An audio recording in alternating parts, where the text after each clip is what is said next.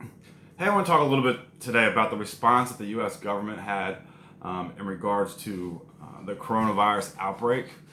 Uh, First, Singapore, Taiwan, Hong Kong, other Asian countries are kind of looked at as the lighthouse in this outbreak because they have lower infection rates, lower death rates, and they seem to handle the situation vastly differently than we have, okay?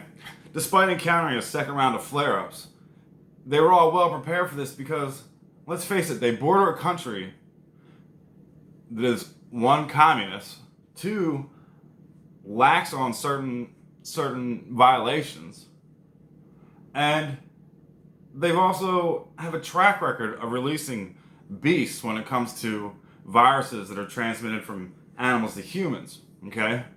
So let's hypothetically let's say you live in a town next to a fireworks factory, and that factory was lax in the safety regulations, and as a result, every 5 to 8 to 10 years, the factory blows up. And when it blows up, it kills 30% of its employees, destroys the building, destroys the area around it, and just causes a real mess, right? Let's add two more things to this. Let's say this has been happening since the 1950s, potentially even before that. And if you live near that factory, you can't go anywhere. You can't move. This is where you live, okay? If that was you, you would be prepared for this situation, much like these countries were, okay? The preparedness of these smaller countries vary greatly against the way we prepare for something like this. It would be just like the way a home that is 30 miles away from a factory that is known to explode would respond versus a home that's right next to the factory. Unfortunately, the way our government handled this wasn't the greatest, and it's still suspect right now. With the lackluster in the CDC and its own misunderstandings of its own policies, has caused a giant failure in regards to the amount of tests we have, the environment those tests could be given, and who should get those tests. To blame the current administration is misleading because the CDC itself, though it's a part of the government, is its own engine riding on its own tracks while being funded by the government. The errors in the CDC's handling of this is a failure of its own bureaucratic red tape and the covering of its own ass policies, much like the rest of our government. Regardless of what party's in office, being prepared is being prepared, and we weren't. We weren't because this threat wasn't an imminent and immediate threat. If you live in Taiwan, Singapore, Hong Kong, you know that this is an immediate threat. These countries know this. They live next to a dictatorship, a communist dictatorship, a socialist dictatorship, a sometimes capitalistic dictatorship. But nonetheless, it is what it is. So,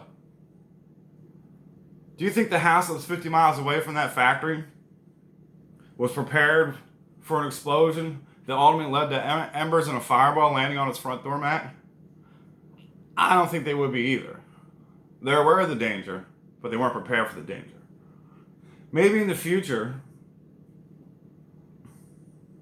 that homeowner should have a couple extra garden hoses, maybe a fire extinguisher in the kitchen, or one in the garage, just in case. Just like we as a country should have been prepared a little differently. The government's accountable for the preparedness. It's up to us as citizens to hold them accountable. It's no one party, it's no one person. I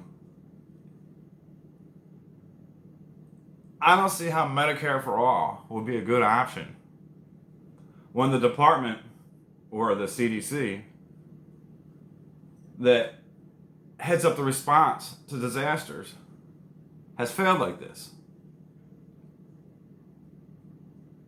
The the response was poor. And that's governmental bureaucratic red tape. You make the government bigger, it's going to get harder and harder. So just think about that. And let me know your opinions. Hey, stay quarantined if you choose. Do what's right.